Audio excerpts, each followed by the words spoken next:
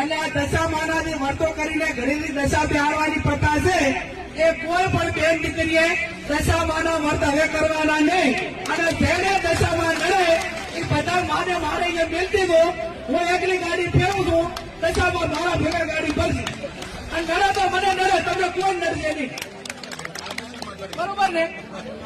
પછી આ ભુવાનું ને એનું રહ્યું ને એ કટોળ મારું છે, પણ મહેરબાની કરીને કોઈ ભુવામાં ફસાતા નહીં. તમારું જે કર્મ છે એનું એ છે અગત્યનું છે. જેવું કર્મ કરશો એવું ભોગવશો. અને એવા તમને ભ્રમમાં ઘાલશે કે તમને આર્થિક બરબાદ કરશે, સામાજિક બરબાદ કરશે, કુટુંબમાં બરબાદી લાવશે અને એવી વેમ રાખશે તો આખો પરિવાર વેરવિખેર કરશે. એટલે મહેરબાની કરીને કોઈ પણ પ્રકારનું દુઃખ હોય તો ડોક્ટરને બતાવવું, હગાવાલાને બતાવવું, એને વાત કરવાની. કોઈ પણ અકાળમાં હોય તો વાત કરવાની. 5 જણા મિત્રોને કહેવાનું, પણ ચાહે અંધશ્રદ્ધામાં આવવાનું નહીં.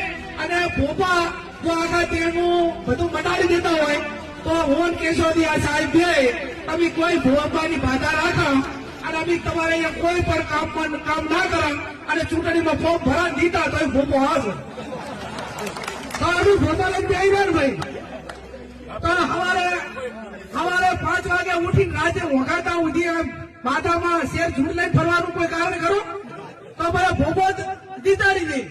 એટલે ચાહે ભોપાની વાતરી જે ભોપા હોય માફ કરે નગર પેલા આપણને ના નડે બરાબર.